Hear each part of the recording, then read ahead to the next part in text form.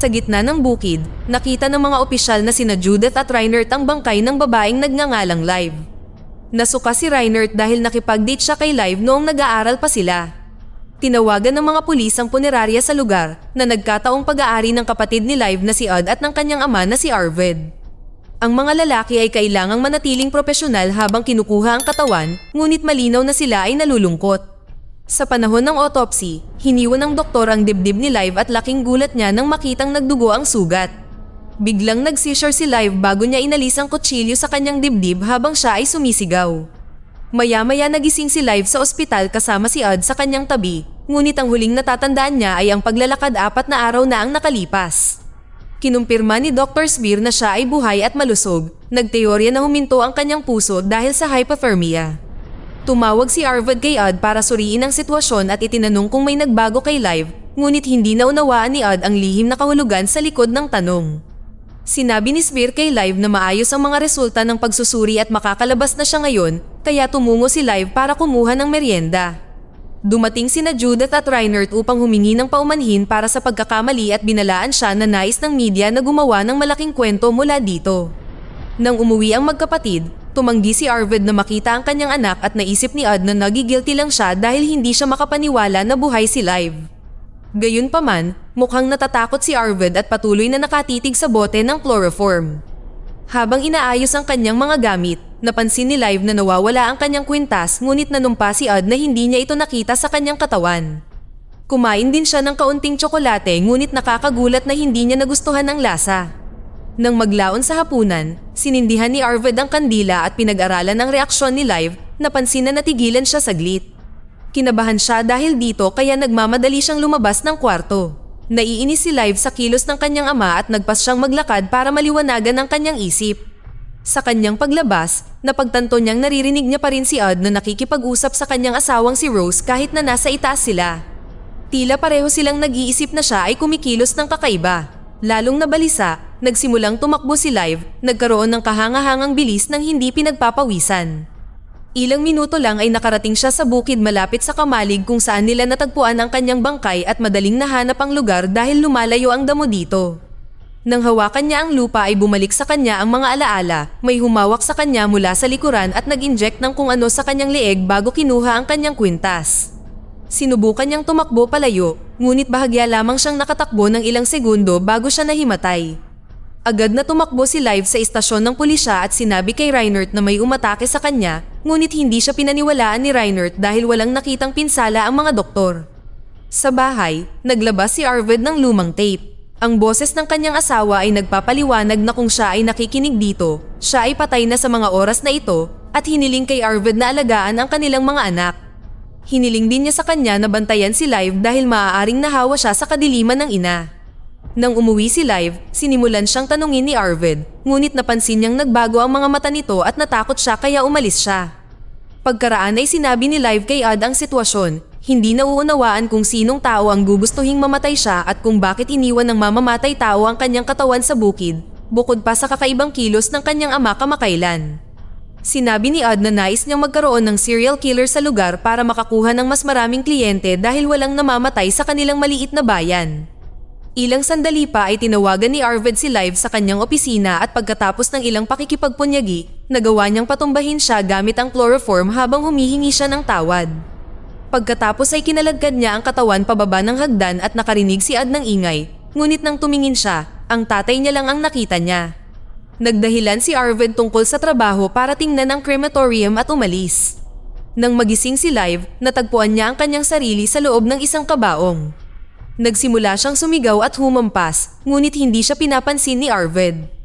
Itinulak niya ang kabaong sa crematorium at binuksan ng apoy sa pag-aakalang ginagawa niya ang tama. Dahil sa init ay nabigla si Live at sa wakas ay nagawa niyang wasakin ang kahoy para makalabas sa kabaong.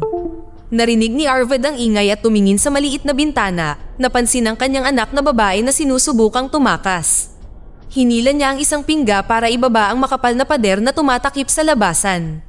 Nagawa ni Live na ilagay ang kanyang mga daliri sa ilalim nito bago ito tuluyang magsara at ginamit ang natitirang lakas para buhatin itong muli para gumapang siya palabas.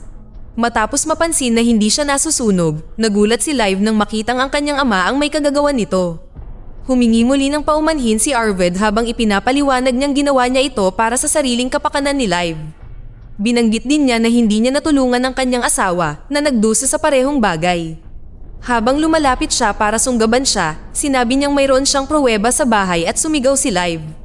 Makalipas ang ilang oras ay nakatanggap si Ad ng tawag na nagpapaalam sa kanya na patay na si Arvid. Pumunta siya sa kwarto ni Live para sabihin sa kanya ang masamang balita at niyakap siya nito habang itinatago ang kanyang mga kamay na may dugo. Isang flashback ang nagpapakita na itinulak ni Live ang kanyang ama dahil sa takot at hindi sinasadyang nahulog siya sa hagdan, ngunit kahit na ito ay isang aksidente, patuloy pa rin siyang pinagmumultuhan ng konsensya. Hindi nagtagal ay dumating sina Judith at Reinert sa pinangyarihan ng krimen. Iniisip ni Judith na ito ay simpleng kaso ng isang matandang lalaki na natisod at nahulog, ngunit iginiit ni Reiner na kahina-hinala na ang parehong pamilya ay nagkaroon ng dalawang misteryosong pagkamatay sa isang linggo. Dumating din si Ad upang kunin ang bangkay at pagkakita sa kanyang patay na ama ay nairita siya sa mga pulis. Sa kanyang pagpunta sa morgue, huminto si Ad sa gasolinahan upang gamitin ang banyo at nauwi sa pagsigaw sa pamunas. Pagkatapos ilagay ang bangkay sa morgue, pumunta si Ad sa punerarya at umupo sa pangunahing opisina habang sinusubukan niyang tanggapin ang katotohanan ng lahat ng ito ay kanya na ngayon. Sa drawer, nakakita siya ng isang bungkos ng mga envelope mula sa bangko kaya pinuntahan niya ang financial advisor ng pamilya. Lumalabas na maraming utang si Arvid na ngayon ay nasa pangalan ni Ad. May 2 linggo siyang bayaran ito o mawawalan ng bahay ang pamilya dahil sa pagkakasangla. Nang bumalik si Ad sa opisina, natuklasan niya ang ilang bata na nagsulat ng kabastusan sa bintana.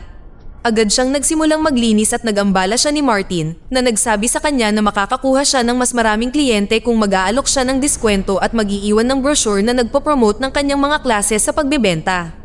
Sa bahay, tumingin si Live sa bahay ng kanyang ama at hinanap ang mga tape. Nakinig siya sa kanyang ina na naglalarawan ng kung anong kasamaan sa loob niya at kung paano hindi niya ito mapigilan na alisin sa kanya. Hindi pa banggitin ang kanyang kahilingan kay Arvid na gumawa ng hakbang kung sakaling dumaan si Live sa parehong bagay. Galit na galit, inihagis ni Live ang tape sa lupa. Narinig ni Rose ang ingay at nagtanong kung may maitutulong siya, ngunit itinago ni Live ang tape at sinabing papasok siya sa trabaho dahil kailangan niyang libangin ang sarili. Si Live ay isang nurse sa retirement home at nang kailanganin niyang kumuha ng sample ng dugo mula sa matandang babae, nagambala siya sa pulso nito na para bang hinihipnotismo siya nito. Nang lumabas ang dugo, muling nagambala si Live at nagiba ang kulay ng kanyang mga mata. Ang pangturok ay nahulog mula sa kanyang kamay at halos mawalan ng malay, ngunit nasalo siya ng kanyang katrabaho na si Matthew sa oras. Nagmamadaling pumunta si Live sa banyo at kinakabahang naghugas ng mga kamay, ngunit hindi niya maalis ang mantsa ng dugo sa kanyang uniforme. Sinubukan niya itong sipsipin at muling nagiba ang kulay ng kanyang mga mata nang magsimula na siyang mag-enjoy. Ang pagtingin sa sarili sa salamin ay napagtanto niya na ang kasamaan na binanggit ng kanyang ina ay nangangahulugan ng pagiging vampira. Sinimulan niyang sipsipin muli ang mantsa ng dugo ngunit nagambala siya nang dumating si Rose para tingnan siya. Sinabi sa kanya ni Live na nahihilo lang siya at ngayon ay bumuti na siya, ngunit naisip ni Rose na hindi okay si Live dahil sa pagdadalamhati at pinauwi siya. Sa morgue, binuksan ng mga forensic doctor ang dibdib ni Arvid at nagulat sila sa kanilang nahanap. Agad nilang tinawagan sina Judith at Reinert para sabihin sa kanila na bali ang tadyang ni Arvid, ibig sabihin ay may tumulak sa kanya. Ngayon ay naniniwala na si Reinert sa kwento ni Live at sa tingin niya ay may humahabol sa buong pamilya. Samantala, bumalik si Live sa bukid para maghanap ng mga pahiwatig ngunit wala siyang nahanap. Sa sandaling iyon ay natagpuan siya ni Reinert na nagpaalam sa kanya na magsisimula siya ng formal na pagsisiyasat. Pumayag si Live ngunit hindi mapigilang titigan ang mga ugat sa kanyang leeg. Yumuko siya upang subukang kagatin siya at naisip ni Reinert na gusto niya itong halikan kaya humilig din siya, dahilan upang mapatigil siya at umatras. Pagkatapos, pinuntahan niya si Svir at sinabi sa kanya na nahihilo siya, kaya kumuha siya ng sample ng dugo para magsagawa ng pagsusuri. Maya-maya sa hapunan, nag-alok si Rose ng toast sa pangalan ni Arvid. Binanggit ni Ad na nakausap niya ang kanilang financial advisor ngunit wala siyang sinabi tungkol sa utang. Habang nagsasalita siya, patuloy na nagagambala si Live sa kanyang pagnguya at biglang nagalit, sumigaw at naghagis ng tinidor sa kanya. Palibhasa ay napahiya sa biglaang galit, tumakbo siya para magtago sa kanyang silid at napansin na muling nagbago ang kulay ng kanyang mga mata. Desperado para sa mga sagot, pinakinggan ni Live ang iba pang mga tape at nadiskubreng nagwawala ang kanyang ina kapag labis na umiiyak ang mga bata. Paulit-ulit ding sinasabi ng babae na kailangan niya ng kahit konting paghigop ng dugo. Sa kalagitnaan ng gabi, lumabas ng bahay si Live at pumunta sa retirement home. Kinuha niya ang pangturok at kumuha ng sample ng dugo mula sa kanyang pasyente. Sinabi sa kanya na ito ay ilang regular na pagsusuri lamang. Matapos muling makatulog ang matandang babae, nilinis ni Live ang sugat dulot ng karayom at dinilaan ang kanyang daliri na muling nagpapatunay na gusto niya ang lasa. Naging sanhi ito upang kunin niya ang bag ng dugo at magsimulang uminom, ngunit ang pagtingin sa kanyang sarili sa bintana ay muling nakaramdam ng konsensya. Nang aalis na si Live, na cardiac arrest ang matandang babae. Sinubukan ni Live na bigyan siya ng CPR ngunit huli na, patay na ang babae. Pinindot niya ang emergency button at nagtago sa ilalim ng kama bago pumasok si Matthew. Sinubukan din niya ang CPR at mabilis na sumuko, kaya nag-alay siya ng panalangin para sa matandang babae bago umalis. Sa sandaling nakaalis siya, sinubukan ni Live na tumakas para lang matuklasan na nilock ni Matthew ang pinto at palaging nakalock ang mga bintana para sa mga kadahilan ng pangseguridad. Kinaumagahan, kinomfort ni Rose si Odd na kailangang ihanda ang katawan ng kanyang sariling ama para sa libing. Aaminin na sana niya ang tungkol sa utang ngunit naantala siya ng tawag na humihiling sa kanya na kunin ang bangkay ng matandang babae mula sa retirement home. Hindi mapigilan ni Odd na maging masaya na may namatay na hindi kapamilya dahil negosyo ang ibig sabihin nito. Samantala, sinuri ni Reinert ang lahat ng mga security camera sa bayan. Iniisip pa rin ni Judith na ang ideya tungkol sa mamamatay tao sa kanilang maliit na nayon ay kalokohan at ipinaalala kay Reinert na kung minsan ang mga tao ay namamatay dahil lamang sa atake sa puso. Dahil mapilit si Reinert, ibinahagi ni Judith ang kwento kung paano siya nahuhumaling din sa isang kaso. Pinipilit niya ng husto ang mga tao sa kanyang mga interogasyon at ngayon ay iniisip na ang lahat ng stress na ito ang naging dahilan upang magpakamatay ang ina ni Live. Kaya ito ang dahilan kung bakit ayaw niyang ipahayag na mayroong mamamatay tao maliban kung mayroong mas tiyak na ebidensya. Iniisip din ni Judith na si Reinert ay nahuhumaling sa kaso dahil gusto niya si Live at gusto niyang mapabilib ito, hindi dahil sa mga kadahilanang nauugnay sa batas. Hindi nagtagal ay pumasok sina Odd at Matthew sa silid ng namatay na ginang upang ilipat ang katawan, kaya kinailangang magtago muli si Live sa ilalim ng kama. Yumuko si Odd para kunin ang nahulog na bote, ngunit mabuti na lang at hindi niya nakita ang kanyang kapatid. Ibinaba din niya ang kama at nag-alala si Live na baka durugin siya ng makina, gayunpaman, hindi ito bumaba ng ganoon. Nang makaalis ang mga lalaki, sinubukan ni Live na umalis ngunit hinarang ng anak ng pasyente. Kinailangan niyang magpanggap na siya ay nagtatrabaho at nag-alok ng kanyang pakikiramay bago tuluyang tumakas. Pag-uwi niya, itinapon niya ang natitirang dugo sa lababo. Sa hapon ay nagsimulang ihanda ni Odd ang libing at nakahanap ng sulat mula kay Arvid na nagsasabing gusto niya ng kabaong na nasira at hindi may benta. Gusto ni Odd na maghanda ng eulogy si Live at noong una, tumanggi siya, ngunit nagbago ang isip niya nang makita niya ang stress na nararanasan ng kanyang kapatid.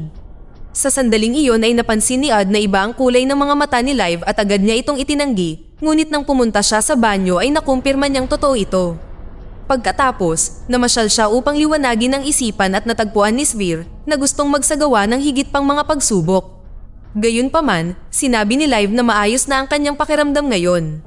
Pag-uwi niya, sinubukan niyang isulat ang eulogy para sa ama ngunit patuloy siyang nagagambala sa bag ng dugo sa basurahan. Isinara niya ang pinto upang maiwasang makita ito, ngunit pagkatapos ay may langaw na pumasok at ang ugong na tunog ay nagpasakit sa kanyang mas pinahusay na tainga. Pakiramdam na siya ay nababaliw na. Sinundan ni Live ang ibang ingay sa labas at nalaman niyang ito ang lawnmower ng kapitbahay na sinipa niya para patayin. Ang may-ari ng makina ay si Martin na pinagalitan siya sa kanyang pag-uugali na nagpalala sa kanyang emosyon. Kasabay nito, si Reinert ay nakipag-date sa pamangkin ni Judith na ipinadala mismo ni Judith upang ilihis ang atensyon niya mula kay Live.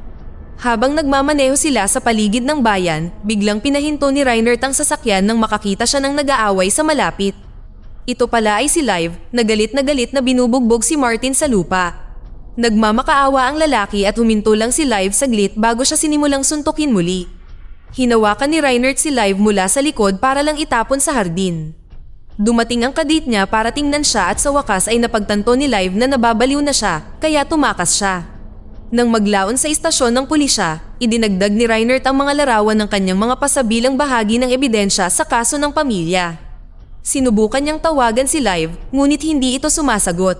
Iniisip ni Judith na siya ay naging paranoid muli. Gayunpaman, naalala ni Reinert na si Arvid ay may 7 na baling tadyang at nagsimulang magtaka kung ang mahiwagang bagong lakas ni Live ang gumawa nito. Sa bahay, patuloy na nakikinig si Live sa mga recording at nalaman niyang nag-aalala ang kanyang ina tungkol sa kanyang pangangailangan para sa dugo at ang posibilidad na maipasa ang kadiliman sa anak na babae. Biglang kumislap ang mga ilaw at nagmamadaling pumunta si Live sa banyo para sumuka ng dugo bago sumigaw. Pagkatapos ay nagsimula siyang pawisan at manginig na nagpapakita ng mga sintomas ng isang adik na dumaraan sa withdrawal. Nagsimula siyang magkaroon ng mga halusinasyon at pumunta sa lababo upang dilaan ang anumang bakas ng dugo. Dahil hindi ito sapat, hinanap niya ang bag ng dugo sa basurahan at ininom ang natitirang mga patak. Kulang pa rin ito, ngunit nakatulong ito sa kanya na kumalma. Nang dumating si Odd para sunduin siya para sa libing, napagtanto ni Live na hindi siya lumabas sa loob ng ilang araw. Iniisip ni Odd na ito ay normal na bahagi ng kalungkutan at hindi pinaghinalaan ang anuman. Sa libing, nagalit si Odd dahil nagkamali ang spelling ng kumpanya ng bulaklak sa ribbon ngunit pinilit niyang kumalma bago dumating ang mga tao. Sinubukan ni Reinert na sabihin kay Judith ang kanyang mga conclusion na nagsabi sa kanya na kailangan niyang maghintay hanggang matapos ang libing. Sinabi rin ni Svir kay Live na kailangan nilang mag-usap mamaya. Sa panahon ng seremonya, wala sa sarili si Live at kinailangan siyang tawagin ng maraming beses para magbigay ng eulogy. Sinubukan niyang basahin ang kanyang isinulat ngunit nagsimula siyang makaramdam ng pagkahilo at patuloy na naririnig ang kanyang ina na nagsasabing, "Kailangan ko ng dugo." Hindi na makayanan, tumakbo si Live at sinundan siya ni Reinert habang tinapos ni Odd ang pagbasa sa isinulat niya. Sa kalagitnaan ng gabi, nagising si Live sa kagubatan at nakahanap ng hindi mabilang na missed call mula kay Reinert at sa kanyang kapatid. Nagpa siya si Live na bisitahin si Reinert at nang pumasok siya sa loob, sumakit ang mga mata niya sa mga ilaw. Niyakap siya ni Reinert para aluhin siya at naririnig ni Live ang tibok ng puso niya ng napakalakas. Kinaumagahan, nagising si Live sa kama, puno ng dugo sa tabi ng isang patay na Reinert. Matapos siyang takpan ng mga kumot, nagmamadali siyang hinugasan ng lahat ng dugo sa kanyang bibig at umalis. Sa kanyang pag-uwi, nakita siya ni Judith at napansin na siya ay balisa. Gusto lang niyang malaman kung nakita ni Live si Reinert dahil hindi ito pumasok sa trabaho, ngunit nagkunwari si Live na wala siyang alam.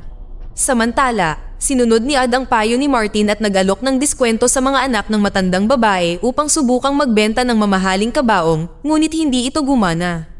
Ang mga anak na lalaki ay lalong nainis nang magsalita si Odd ng biro, kaya bumili sila ng pinakamurang modelo at tumanggi sa anumang mga dekorasyon. Ibig sabihin, ang trabahong ito ay hindi magbibigay ng malaking pera kay Odd. Pagdating ni Live sa opisina, gusto niyang aminin kung ano ang nangyayari sa kanya ngunit nagsalita muna si Odd at sa wakas ay inamin nilang mawawalan sila ng bahay sa lalong madaling panahon. Tinitigan ni Live ang malaking kabaong na binili ng mga kliyente at nakakuha ng ideya.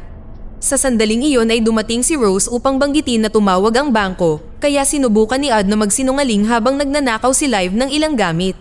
Sa kanyang paglabas, napansin ni Live si Judith na inaasikaso ang banggaan ng sasakyan sa kalye. Dumaan din si Svir at pinaalalahanan si Live na kailangan niyang pumunta sa opisina nito mamaya dahil kailangan nilang mag-usap. Kasabay nito, tumingin si Judith sa mga librong nahulog mula sa bumagsak na van at natuklasan ng ilegal na powder na nakatago sa pabalat. Bumalik si Live sa bahay ni Reinert at nilinis ang lahat ng dugo sa sahig bago inilagay ang katawan sa bag. Ang telepono ni Reinert ay patuloy na nakakatanggap ng mga tawag mula kay Judith, kaya in-unlock ito ni Live gamit ang kanyang mukha. Nagpanggap na si Reinert, nag-text siya kay Judith na nagsasabing siya ay may sakit at hindi papasok sa trabaho ngayon. Si Judith na nagdududa ay tumungo upang suriin siya at dahil walang nagbubukas ng pinto, tiningnan niya ang garahe at nakita ang kotse doon. Ginamit ni Live ang kagamitan sa paglilibing upang umalis kasama ang katawan bago siya makita ni Judith at sa kanyang pagmamadali, hindi niya napansin ang isang mantsa ng dugo sa dingding.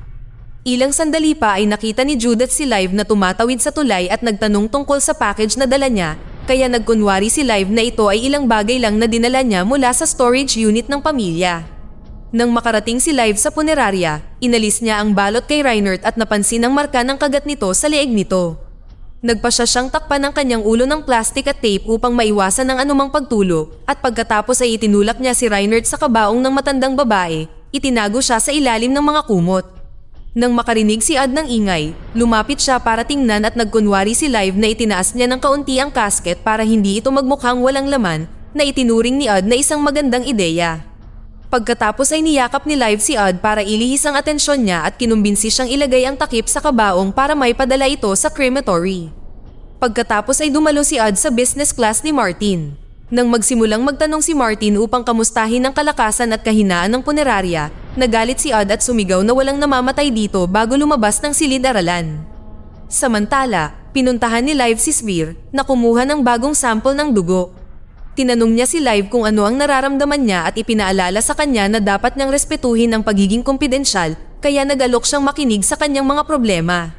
Gayunpaman, sinabi ni Live na ayos lang siya at umalis. Noong gabing iyon, napag-isipan ni Ad na sabihin kay Rose ang tungkol sa utang, ngunit itinago niya ito sa kanyang sarili nang i-anunsyo ni Rose ang malaking balita, siya ay buntis. Natuwa si Ad, ngunit nang marinig ito ni Live mula sa likod ng pinto, naramdaman niyang hindi niya dapat istorbohin ang mag-asawa dahil sa kanyang mga problema at pumunta sa kanyang silid. Patuloy siyang nakinig sa mga tape at umiyak nang marinig niya ang kanyang ina na inaalagaan ng maliit na Live. Kinaumagahan ay dinalhan ni Ad si Live ng almusal at sinabi sa kanya ang tungkol sa sanggol. Ipinaliwanag din niya na gamit ang sanggol bilang palusot na kumbinsin niya ang mga anak ng matandang babae na bumili ng buong libing kaya ang kabaong ay hindi pa masusunog. Sa halip, bubuksan ito para sa seremonya. Maya-maya ay tumakbo si Live sa simbahan, ngunit nakalock ang front door at nasa loob na si Ad at naghahanda ng mga gamit. Nagawa niyang pumasok sa pamamagitan ng bintana at nagtago sa likod ng ilang kasangkapan hanggang sa umalis si Ad sa silid. Sa sandaling iyon ay bumangon ang katawan ni Reinert at gulat na pinanood ni Live kung paano siya lumabas mula sa kabaong para tumakbo palabas ng simbahan. Habang hinahabol niya siya, dumating si Ad kasama ang pamilya at mga kaibigan ng matandang babae. Ang katawan sa kabaong ay nasa kakilakilabot na estado matapos itong itulak ni Reinert, kaya ang mga anak na lalaki ay tumanggi na magbayad para sa serbisyo. Sa kakahuyan, nahanap ni Live si Reinert na sumubok na atakihin siya. Sinaktan niya ito ng ilang beses para patumbahin siya at sinubukang lumaban ni Reinert kaya kinailangang patuloy siyang suntukin ni Live. Sa kalaunan, dinaig siya ni Reinert at itinulak siya patungo sa ilang mga kahoy ng may lakas kaya siya ay bumagsak. Pagkatapos ay nakahanap ng bato si Live at hinampas nito si Reinert para matumba siya. Sa istasyon ng pulisya, nag-aalala pa rin si Judith para kay Reinert at tiningnan ang kanyang opisina, ngunit nakakita lamang ng gusot na larawan ni Live sa basurahan. Biglang dumating si Live at sinabing natagpuan niya si Reinert sa kakahuyan na walang damit maliban sa bag na nakatakip sa kanyang ulo. Sinabi niya na bigla siyang inatake nito at pinatumba niya ito bilang pagtatanggol sa sarili. Iniisip ng isa sa mga pulis na napatumba siya ni Live sa gitna ng mainit na sandali, ngunit naghinala si Judith at sinabing malalaman nila ang katotohanan kapag nagising si Reinert. Nag-aalala tungkol sa maaaring sabihin ni Reinert, pumunta si Live sa kanyang silid sa ospital at tinakpan ng una ng mukha hanggang sa mamatay. Sa sandaling iyon ay pumasok si Sphere ngunit hindi siya mukhang nagulat at sinabihan si Live na maghintay sandali. Biglang nagising si Reinert na sumisigaw, kaya sinabihan ni Sphere si Live na magbantay sa labas habang kumukuha siya ng sample ng kanyang dugo at itinurok ito kay Reinert para pakalmahin siya. Samantala, pumunta si Ad sa bangko para sabihin sa kanyang financial advisor na magiging ama siya, ngunit hindi ito nagbigay sa kanya ng buong palugit. Gayunpaman, nakakuha siya ng maliit na alok kapag gumawa siya ng paunang pagbayad na 30,000, ang natitirang utang ay makakakuha ng palugit na gusto niya. Sa kanyang pag-uwi, nagwala si Ad at itinapon ang mga upuan sa pool upang ilabas ang kanyang kabiguan. Habang iniisip niya kung ano ang gagawin sa kanyang buhay, pinuntahan siya ni Rose upang ipahayag na mayroon silang kliyente. Ito ay si Martin, na nagsabing ang kanyang pinsan ay namatay sa Sweden ngunit nais ng pamilya na ilibing siya dito sa kanyang sariling bayan. Ipinaliwanag ni Ad na ang pasaporte ng kamatayan at lahat ng mga internasyonal na papeles ay napakamahal, kaya naglakas loob siyang maningil ng 30,000. Sa kanyang pagtataka, agad namang pumayag si Martin. Makalipas ang ilang minuto, nagising si Reinert na mas maganda ang pakiramdam. Sa sandaling iyon ay dumating si Judith upang tanungin siya, ngunit namagitan si Sphere upang ipaliwanag na nagkaroon ng problema sa utak si Reinert kaya wala siyang maalala. Sinabi rin niyang makakauwi na si Reinert. Si Live na nag-aalala ay nag-iisip na hindi ito magandang ideya ngunit sinabi sa kanya ni Sphere na mag-uusap sila ng pribado mamaya. Sa gabi, bumisita si Sphere kay Live at nakinig sa mga tape, isiniwalat na sinabi niya sa kanyang ina na gawin ang mga ito. Lumalabas na sinubukan ng ina ni Live na tumigil sa pag-inom ng dugo pero nabaliw siya, kaya dinala siya ni Arvid para makita si Svir. Nangako siya na hindi siya ilalantad, sinubukan niyang tulungan siyang harapin ang kanyang kalagayan habang pinag-aaralan ang kanyang dugo. Ang kanyang layunin ay upang mahanap ang susi kung bakit mabilis na gumagaling ang mga vampira at manatiling bata magpakailanman upang magamit ito para sa gamot. Gayunpaman bago siya makatuklas ng anuman, ang ina ni Live ay nagpakamatay. Alam niya noon pa man na ganoon din ang kanyang anak ngunit hindi siya nagsalita dahil gusto niyang magkaroon siya ng normal na buhay hanggat maaari. Nagsinungaling kanina si Svir para protektahan si Live, ngunit ngayon, sa tingin niya ay dapat nilang patayin si Reinert bago siya magsimulang pumatay ng mga tao at ang tanging paraan para gawin iyon ay sunugin siya. Hindi ito patas para kay Live at humingi ng isang araw para makausap si Reinert, umaasa na siya ay makokontrol. Kung hindi, papayag siyang sundin ang plano ni Svir. Binigyan siya ng doktor ng 2 sample ng dugo para masolusyonan nila ang kanilang gutom sa ngayon. Samantala, si Reinert ay nababaliw sa kanyang bahay dahil nararamdaman niya ang epekto ng withdrawal. Kasabay nito, pinag-aaralan ni Judith ang kaso ng pamilya at idinagdag ang sitwasyon ni Reinert sa ebidensya, kaya ngayon ay naghihinala na rin siya. Sa sumunod na umaga, gumawa siya ng maiinom na may dugo. Medyo natapon ng inumin sa mesa at tinikman nito ni Odd ngunit masama ang lasa. Gayunpaman, naniwala siya kay Live nang sabihin niyang ito ay beets. Pagkatapos ay pumunta siya sa bahay ni Reinert at dahil hindi siya sumasagot sa pinto, pumasok siya sa loob ng mag-isa. Ang gulo ng bahay at mukhang may sakit si Reinert. Nag-alok si Live ng inumin at sinubukang ipaliwanag na naranasan niya ang parehong bagay, ngunit hindi siya pinansin ni Reinert at umalis. Nang subukan siyang sundan ni Live, hindi sapat ang bilis ng bisikleta at nawala sa paningin niya ang kanyang sasakyan. Pumunta siya sa istasyon ng pulisya para lamang matuklasan na wala siya roon. Sinamantala ni Judith ang pagkakataong magtanong sa kanya ng ilang katanungan at lalong naghinala sa pagiging awkward ni Live.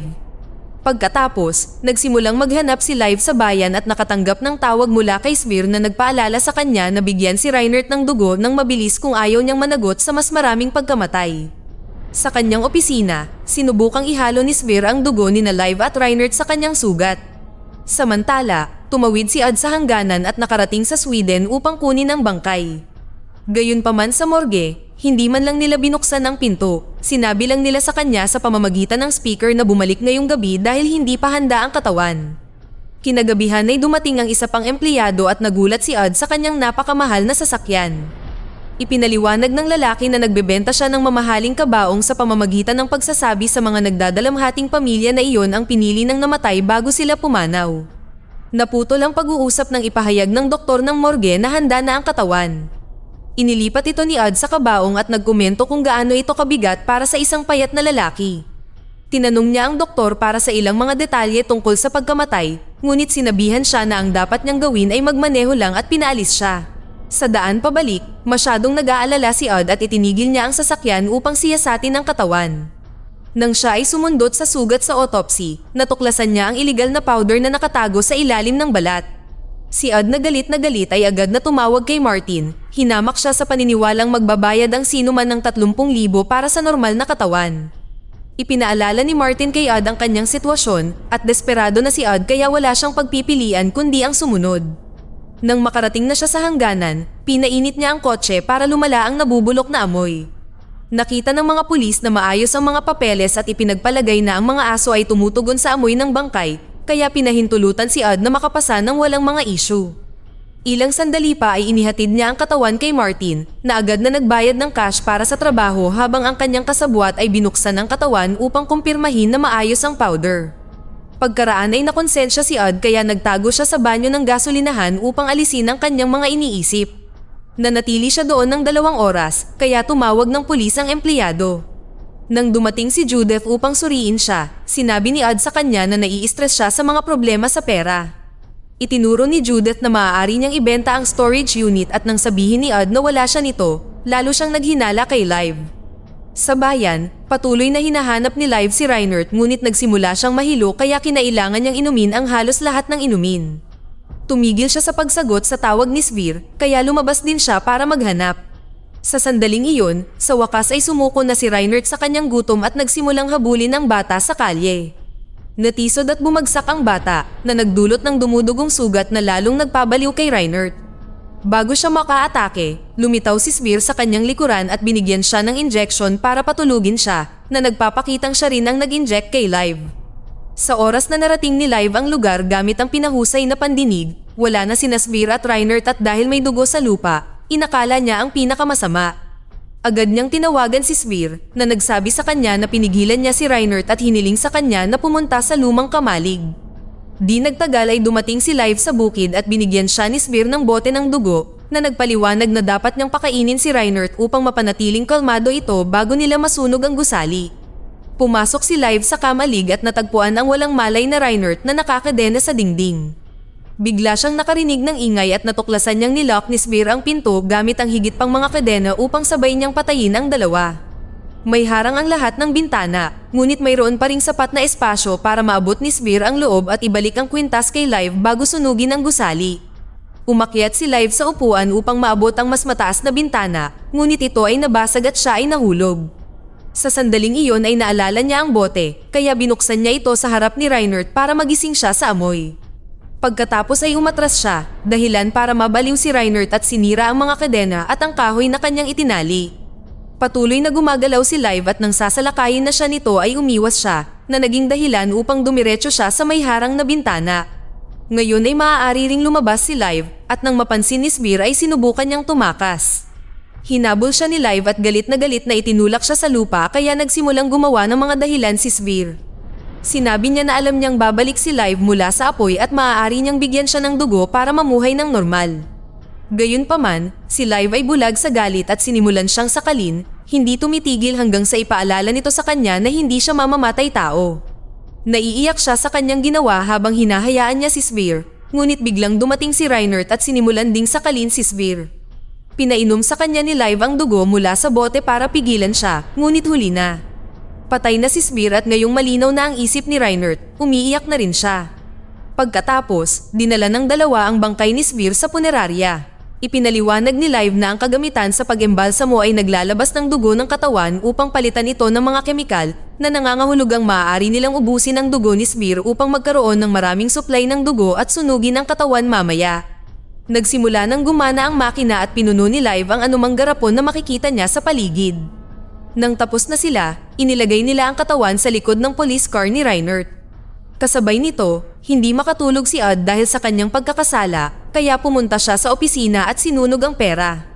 Sa sandaling iyon, pumasok si Live upang hanapin ang susi ng crematorium, ngunit kinailangan niyang makipag-usap sa kanyang kapatid sa halip.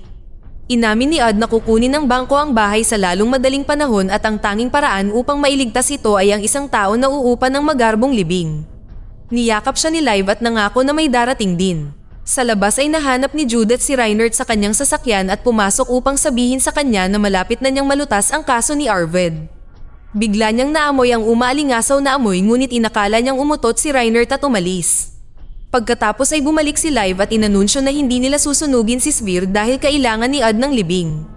Sa una, tumanggi si Reinhardt ngunit ipinaalala sa kanya ni Live na siya ay isang pulis kaya magagawa niyang manipulahin ang ebidensya. Sa umaga, pumunta si Reinhardt sa istasyon ng pulisya gaya ng dati at narinig niyang tinalakay ni Judith ang kaso ng pamilya. Sa tingin niya ngayon, tama ang paghihinala ni Reinhardt sa ina ni Live noon. Naputol ang pag-uusap ng isang tawag mula sa ospital na nagsasabing natagpuang patay si Sphere sa kanyang bahay. Kasabay nito, nakatanggap si Ad ng parehong tawag na nagpasaya sa kanya. Makalipas ang ilang minuto, dumating si Ad sa bahay ng doktor upang kunin ang katawan at sinabi ni Reinhardt na namatay siya sa natural na dahilan. Ipinaliwanag niya na si Sphere ay matanda na, stress sa trabaho, at uminom ng marami. Napansin ni Ad na sariwa pa ang katawan ngunit naniwala siya sa conclusion ng pulis. Pagkatapos, iniulat ni Reinhardt kay Judith na wala siyang nakitang kakaiba kaya hindi na kailangan ng autopsy, ngunit naghinala pa rin si Judith. Sa bahay, itinago ni Live ang lahat ng mga tape at uminom ng dugo ni Sphere para sa almusal. Dumating si Reinhardt para sabihing hindi niya kaya ang ganitong gawain at kinomfort siya ni Live, nangako na masosolusyonan nila ito. Nang magkamali si Reinhardt sa pag-unawa ng sandali at sinubukan siyang halikan, humiwalay siya. Sa pag-aakalang ginagamit lang niya siya bilang alibay, umalis si Reinhardt. Sa punerarya, sinabi ni Ad sa kapatid ni Sphere kung gaano niya kakilala ang doktor at ipinaliwanag ang lahat ng mamahaling bagay na nagustuhan ni Sphere. Nakumbinsin niya itong bilhin ang pinakamagandang kabaong at ang pinakamahusay na serbisyo sa paglilibing. Pagkaalis niya ay inihanda ni Odd ang katawan habang sumasayaw sa malakas na musika para ipagdiwang ang malaking benta. Natutuwa si Live na makitang masaya si Odd, ngunit nagsimula siyang mag-alala nang mapansin ni Odd na hindi pa naninigas ang katawan ni Sphere. Iniisip niya kung dapat niyang sabihin sa pulisya, ngunit iginiit ni Live na kung ibabalik nila ang katawan para sa pagsisiyasat ay hindi nila makukuha ang pera sa libing sa oras, kaya pumayag si Odd na manatiling tahimik. Noong gabing iyon, sinubukan ni Live na tawagan si Reinert ngunit hindi ito sumasagot, kaya nag-iwan siya ng mensahe na nagsasabing nagmamalasakit siya sa kanya. Si Odd ay pinagmumultuhan pa rin ng kanyang pagkakasala at itinigil ang paghahanda sa pag-embalsamo para sabihin kay Rose ang totoo. Sa umaga, nagising si Live sa ingay ni Odd at Rose na nagtatalo. Iniisip ni Rose na dapat unahin ni Odd ang kanyang pamilya, ngunit natatakot si Odd na mawala ang kanyang lisensya kung itatago niya ang mga bagay mula sa mga pulis. Nang marinig ito, tumakbo palabas ng bahay si Live. Sa istasyon ng pulisya, tinawagan ni Judith ang kanyang boss upang makakuha ng pahintulot para sa autopsy kay Sphere. Sumang-ayon ang kanyang boss at sinabi na kapag nakakuha siya ng sapat na katibayan mula sa autopsy, maaari niyang arestuhin si Live. Kasabay nito, dumating si Live at kinaladkad palabas si Reinert sa pribadong lugar upang talakayin nila kung ano ang gagawin. Nauwi ito sa argumento at tinawag ni Live si Reinert na mamamatay tao na nakasakit sa kanya at naging dahilan upang umalis siya. Pagkatapos ay umuwi si Live at nakita si Odd at Rose na nagkabati na. Nakaramdam ng pagkakasala, ipinakita niya ang kanyang kwintas kay Odd at ipinaliwanag na inatake siya ni Sphere. Inamin niya na siya ay sangkot sa kanyang kamatayan dahil sa pagtatanggol sa sarili at hindi kailanman binanggit ang pagiging vampira. Nais ni Live na ipagtapat ang kanyang krimen sa pulisya upang laktawan ang autopsy at magkaroon ng libing, ngunit bago makapag-react si Odd, nagpakita si Judith para hulihin si Live. Bago umalis ay nagutos siya kay Odd na ipadala ang katawan sa morgue nang hindi man lang pinakinggan ang sasabihin niya. Pinanatili si Live sa selda para sa buong gabi. Sa umaga ay dumating si Reinert upang suriin siya at sinabi ni Live na tama si Arvid, ang pagpapanatiling buhay sa mga vampira ay hindi makabuluhan. Sinabi ni Reinert na dapat silang tumakas ng magkasama patungo sa ibang lungsod, ngunit nang umalis sila sa selda, nakita sila ni Judith, kaya't nagpanggap si Reinert na iimbestigahan niya si Live. Sa sandaling iyon, nakatanggap sila ng tawag mula sa morgue na nagpapaalam sa kanila na si Sphere ay naembalsamo na kaya hindi nila magagawa ang autopsy. Tila tinapos ni Odd ang trabaho bago may hatid ang katawan upang maprotektahan ang kanyang kapatid. Pumunta si Judith at sinigawan si Odd, ngunit nagpanggap siyang ginawa niya ang trabaho sa nakaraang gabi tulad ng orihinal na layunin at iginiit na hindi siya pinakinggan ni Judith. Narinig ito ni Live mula sa bintana at naiiyak na antig sa kilos ng kanyang kapatid. Sa lalong madaling panahon ay pinakawalan si Live at si Sphere ay nagkaroon ng mamahaling libing na nagligtas sa negosyo ni Odd. Dumalo rin ang mga pulis sa seremonya at iniisip pa rin ni Judith na ang lahat ay kahina-hinala. Matapos ang libing, umuwi ang magkapatid at nagpanggap si Odd na maayos ang lahat. Gayunpaman, hindi niya mapigilan ang pag-iisip tungkol sa sandaling ginawa niya ang pag-embalsamo dahil natuklasan niya na nawala ang lahat ng dugo sa katawan ni Sphere. Patuloy na nakatitig si Odd sa kanyang kapatid, nagtataka kung ano ang itinatago niya. Dito na nagtatapos ang ating kwento. Sana ay nagustuhan nyo. Mag-subscribe na kung hindi ka pa nakasubscribe, pindutin na rin ang notification bell at like button upang matulungan ang channel at mag-iwan na rin ng komento. Maraming salamat sa panonood.